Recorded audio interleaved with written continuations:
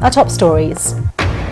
Britain and the European Union decide not to pull the plug on the Brexit negotiations after a phone call between the two leaders. Despite the fact that deadlines have been missed over and over, we both think that it is responsible at this point in time to go the extra mile.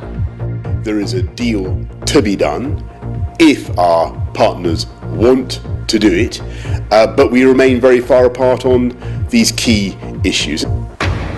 Europe's chief negotiator, Michel Barnier, will brief ambassadors about the talks' progress first thing on Monday morning. Germany decides to impose a tougher lockdown over Christmas and the New Year to slow the spread of coronavirus. Nigerian security forces said they have located the kidnappers who abducted a large group of children from a secondary school on Friday.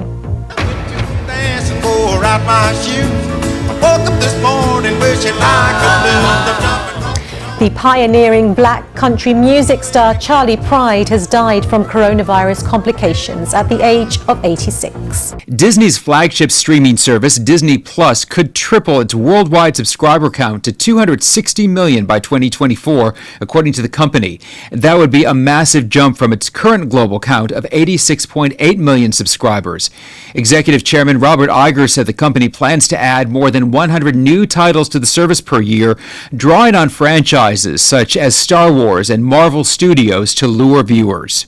Amazon has announced a global effort to retrain 29 million people for cloud computing roles by 2025.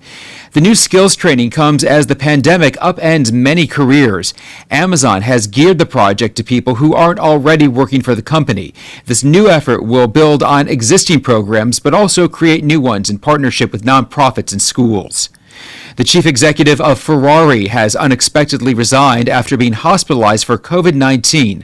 Louis Camilleri has left the hospital and is finishing his recovery at home, according to a person familiar with the situation. The luxury automaker said he had resigned for unspecified personal reasons. Ferrari's chairman will take over as CEO until a permanent replacement can be found.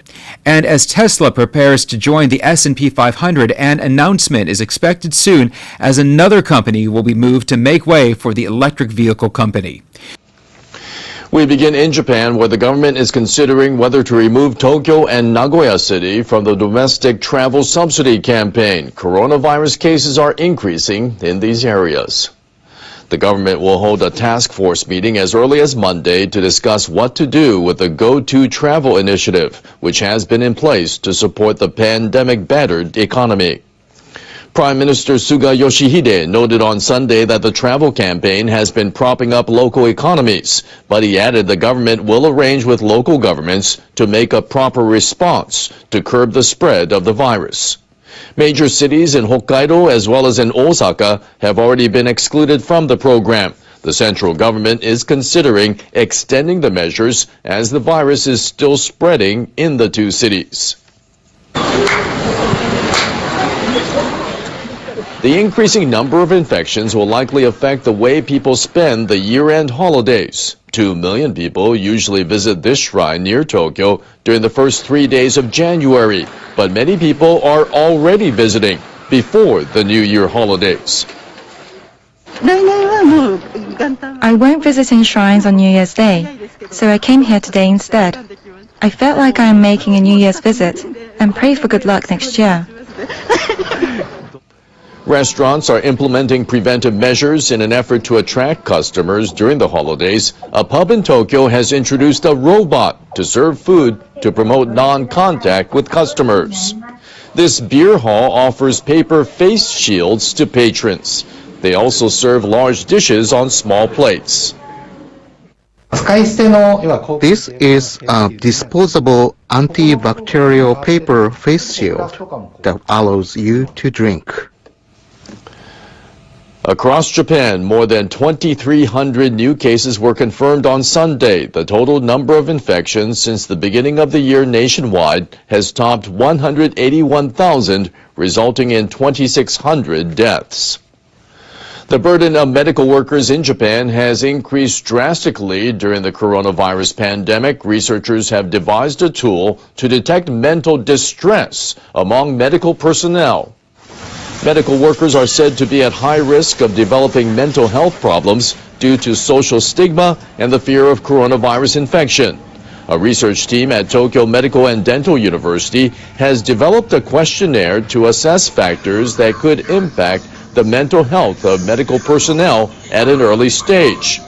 The questions include how often respondents feel their workplace and family relationships are deteriorating, and if people are avoiding them because of their occupation. The questionnaire was used to examine 260 medical workers at the university's hospital and found several people who were showing signs of mental illness. It is necessary to detect signs of mental illness, as it could lead to the collapse of medical care. I think it is important to assess the condition of medical workers as soon as possible. The professor also said psychological support for medical workers is crucial. He hopes medical facilities will make use of the new tool. Turning now to Europe, where German Chancellor Angela Merkel says anti-coronavirus measures will be tightened to stem a surge in new cases across the country. Merkel told a news conference on Sunday that most retailers, except for essential stores, will be closed from Wednesday to January 10th. Schools will also be shut. We have to take these measures since contacts between people are increasing again as more people go Christmas shopping. She underscored the need for the tougher restrictions to lessen the burden on healthcare systems. A ban on outdoor alcohol drinking will be in effect. That means people won't be able to enjoy the open-air drinking of mulled wine, a traditional Christmas beverage usually served hot. Bars, restaurants, and other establishments across Germany have been closed since November 2nd, but the coronavirus continues to spread. The country confirmed over 29,000 new infections and 598 deaths on Friday, both record highs.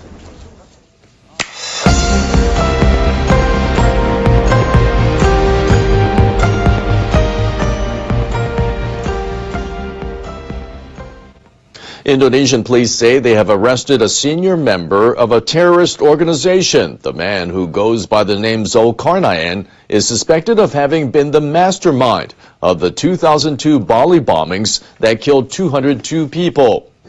Police on Saturday said they arrested the member of the Jemaah Islamiyah network that's based in Southeast Asia.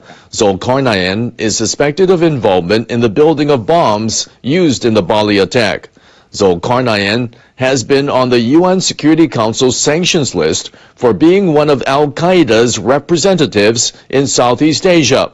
He's also thought to have had a hand in other attacks, including the 2003 and 2004 bombings in the capital, Jakarta. The U.S. State Department had offered a reward of up to $5 million for information leading to his detention. China has held a national memorial ceremony to mourn the victims of the Nanjing incident. In 1937, the Japanese army entered the city of Nanjing. It killed a large number of non-combatants, although the number is disputed. A senior Chinese official criticized the behavior of the Japanese Imperial Army, but also expressed a desire to push forward with improving bilateral relations with Japan. China designated December 13th as a day to mourn the Nanjing victims. On Sunday, the head of the Communist Party's organization department, Chen Xi, spoke at the ceremony. Chen criticized the behavior of the Japanese Imperial Army, saying 300,000 Chinese people were killed in what it calls the Nanjing Massacre. However, he added he hopes China and Japan can work jointly toward friendly cooperation and peaceful development. The Japanese government says it's undeniable that a large number of non-combatants were killed, but it says it is difficult to determine the exact number of victims. China has been showing a stance of strengthening economic ties with Japan amid Beijing's deepening rift with the United States.